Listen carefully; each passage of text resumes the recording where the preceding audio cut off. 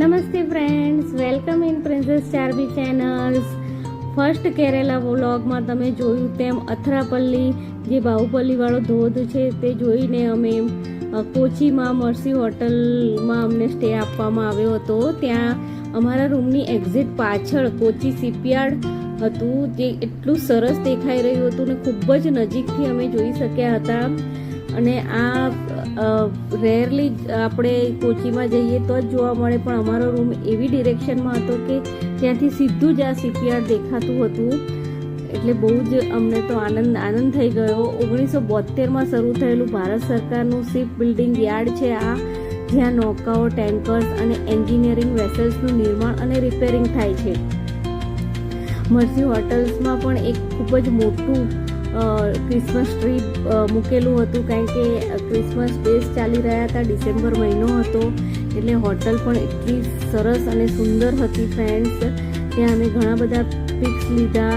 અને શિપયાર્ડનું તો કહેવું શું, ત્યાં નૌકાઓ, ટેન્કર્સ અને એન્જિનિયરિંગ વેસલ્સનું નિર્માણ અને રિપેરિંગ થતું અમે જોયું હતું. ભારતીય નૌસેનાનું પ્રથમ ઇન્ડિજેનસ એરક્રાફ્ટ કેરિયર INS વિક્રાંત અહીંયા આ શિપયાર્ડમાં બનાવવામાં આવ્યું હતું ફ્રેન્ડ્સ. મોટા દરિયાઈ જહાજો અહીંથી નીકળે છે અને નૌકાદળ માટે વ્યૂહાત્મક મહત્વ આ શિપયાર્ડ ધરાવે છે ફ્રેન્ડ્સ. અને આ મર્સી હોટલ એક્ઝેક્ટ શિપયાર્ડને અડીને જ છે, વચ્ચે એક ફક્ત નાનો એવો કોટ જ છે. એટલે ખૂબ જ અમને તો મજા આવી ગઈ હતી. અને આ હોટલ પણ ખૂબ જ સરસ હતી. એટલે અહીંયા અમે આ હોટલમાં અડધો દિવસ જ રોકાયા હતા. બસ આવી ગઈ હતી, એટલે અમે હોટલ્સના થોડા પિક્સ લઈને પછી બસમાં બેઠા અમે બ્રેકફાસ્ટ ને કરીને. અને પછી ત્યાંથી અમને કોચીના થોડા પોઈન્ટ્સ જોવા માટે લઈ જવામાં આવ્યા હતા. ત્યાં કોચી શહેર તો એકદમ સુંદર અને સરસ શહેર છે ફ્રેન્ડ્સ.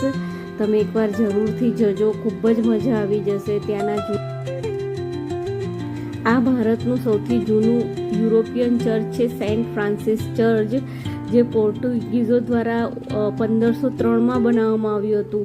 અનુસંધાન કરતા વાસ્કો દ ગામાનું દફન અહીં કરવામાં આવ્યું છે 1524માં. હવે તેની હડ્ડીઓ પોર્ટુગલ લઈ જવાય, પણ સ્મારક અહીં જ છે. ચર્ચમાં પોર્ટુગીઝ, ડચ અને અંગ્રેજી શાસનકાળની સ્થાપત્ય શૈલી જોવા મળે છે. આજે પણ ત્યાં દર શુક્રવારે પ્રાર્થનાઓ થાય છે. અમે જ્યારે ત્યાં ગયા ફ્રેન્ડ્સ, ત્યારે અંદર એક પ્રોગ્રામ ચાલી રહ્યો હતો, એટલે અંદર જવાની મનાઈ હતી. એટલે અમે બહારથી જ પિક્સ લીધા હતા. પણ ચર્ચ ખૂબ જ સરસ છે. કોચી સીશોર પાસે આવેલા વિશાળ માછલી પકડવાના જાળ હોય છે, જેને ચાઇના ફિશિંગ નેટ કહેવામાં આવે છે. માન્યતા મુજબ 14મી સદીમાં ચીની અનુસંધાન કરતા જેંગ હેના સાથીઓએ આ લાવ્યા હતા. દરિયામાં ઊંડા ભાગમાં જાળ નાખીને રસીથી ખેંચવામાં આવે છે અને પછી તેમાં માછલીઓ પકડવામાં આવે છે. આ ખૂબ જ સારી પદ્ધતિ છે અને અહીંયા કોચીમાં જ જોવા મળે છે. બાળકોને આ જરૂરથી બતાવવું જોઈએ અને ખૂબ જ જાણવાલાયક આ આખી પ્રોસેસ છે.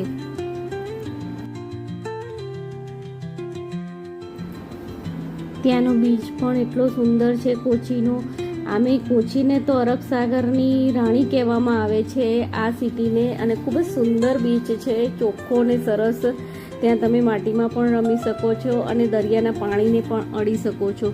અમને લોકોને ખૂબ જ મજા આવી ગઈ હતી આ મરીન બીચ ઉપર. અને ત્યાં અમે ખૂબ જ સુંદર બધા પિક્સ લીધા હતા ફ્રેન્ડ્સ. તમે તે જોઈ શકો છો. અને ખૂબ જ સુંદર અને સ્વચ્છ સિટી આખું છે અને ખૂબ જ સરસ રીતે બનાવવામાં આવ્યું છે.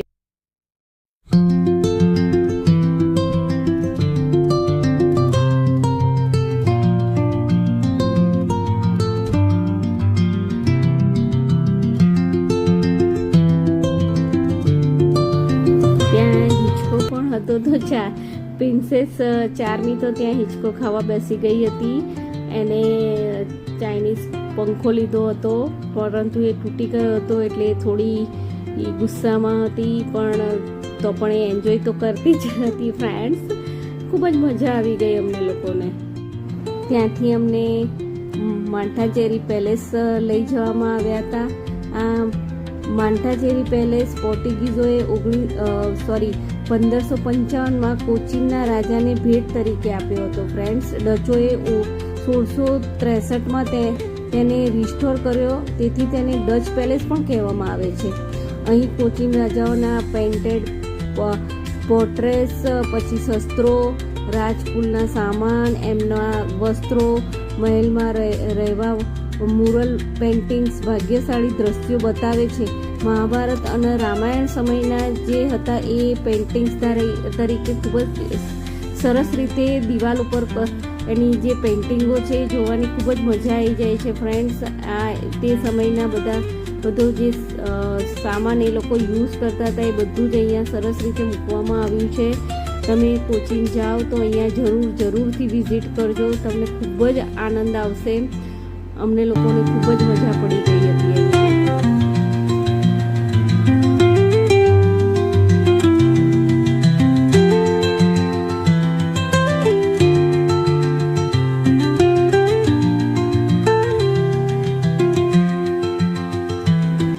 માન્ટાચેરી પેલેસમાંથી અમે પછી પારદેશી સિનેગોગમાં ગયા હતા. ત્યાં 10 જ રૂપિયા ટિકિટ હતી, પરંતુ અંદર પિક્સ એલાઉડ નહોતા એટલે અમે નહોતા લીધા. પછી ત્યાંથી અમે જૂ ટાઉનમાં ગયા હતા. ત્યાંની જે પોળ છે એ ખરેખર એ સ્ટ્રીટ જોવાલાયક છે આખી. ત્યાં બધી શોપિંગની સરસ આઇટમો જે મળતી હોય છે જૂના જમાનાની ને બધી જ સરસ મજાની શોપ છે બધી. ત્યાંથી તમે શોપિંગ પણ કરી શકો છો. ને આખી જે સ્ટ્રીટ છે એ ખૂબ જ સરસ છે. એવું લાગે જ નહીં કે આપણે કોઈ સિટીમાં છીએ, પણ એક અલગ જ ફિલિંગ્સ આવે કે ફોરેનમાં ફરી રહ્યા હોય એવી ફિલિંગ્સ આવે.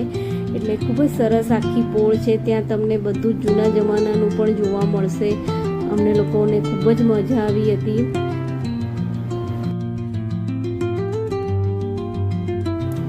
ત્યાં એક શોપમાં ઘંટ બાંધેલો હતો, તો પ્રિન્સેસ ચાર્મી તે ઘંટ પણ વગાડવા માંડી હતી. એને ખૂબ મજા પડી ગઈ હતી. પછી ત્યાંથી અમે મુન્નાર જવા માટે નીકળી ગયા હતા લંચ કરીને. આ કોચીન શિપયાર્ડ જો દૂરથી પણ કેટલું સરસ લાગે છે. આ બસમાંથી મેં વિડીયો ઉતારેલો છે અને આખું કોચીન શિપયાર્ડ તમે જોઈ શકો છો કે કેટલું સરસ અને સુંદર લાગે છે.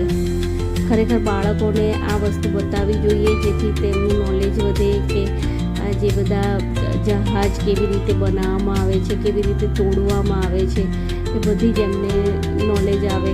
એટલે આ બધું બાળકોને જરૂરથી બતાવવું જોઈએ.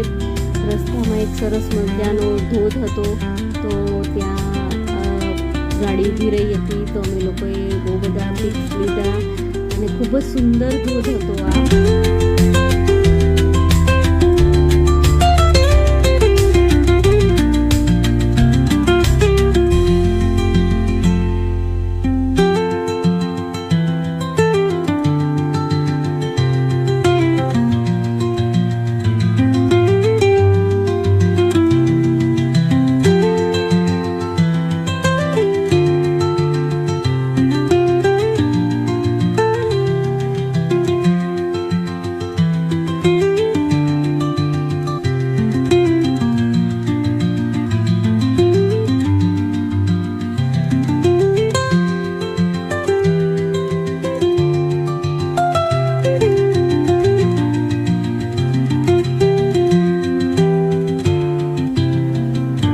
ત્યારબાદ મુન્નાર જવા અમે રવાના થઈ ગયા હતા અને રસ્તામાં ખૂબ જ સુંદર બધી લીલોતરી દેખાતી હતી. તો એટલું સુંદર અને આહલાદક લાગતું હતું વાતાવરણ. અને પછી બસમાં જેટલા પણ મેમ્બર્સ હતા, અમે બધા સભ્યો જેટલા પણ હતા એ બધાએ એકબીજાનો ઇન્ટ્રોડક્શન આપ્યો અને કોણ શું જોબ કરે છે, બિઝનેસ કરે છે, એના વિશે બધાએ જાણકારી આપી. પછી એવી ગેમ રમાડવામાં આવી કે જેમાં હસબન્ડ પોતાની વાઈફ માટે સોંગ ગાય છે અને વાઈફ પોતાના હસબન્ડ માટે ગાશે, એવી એક ગેમ રમાડવામાં આવી હતી. અને બચ્ચાઓને જે પણ ગાવું હોય કે સ્ટોરી કેવી હોય એ રીતનું આખું અમારા મેનેજર આસિફભાઈએ અમને ગેમ રમાડી હતી. તો ખૂબ જ મજા આવી ગઈ. આગળના વિડીયોમાં તમે જોશો કે બધા ખૂબ જ એન્જોય કરે છે. તેમાં મેં કેતન માટે સોંગ ગાયું હતું ને કેતને મારા માટે સોંગ ગાયા હતા ફ્રેન્ડ્સ.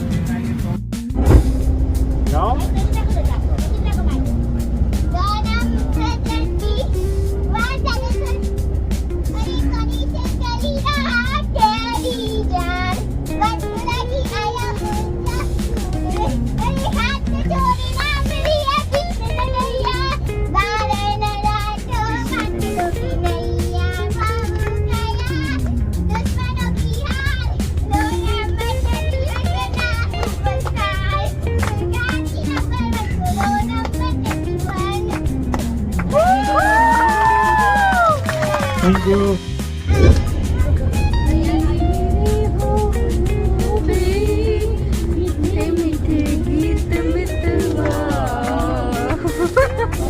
आगे चले हम पीछे पीछे गीत मितवा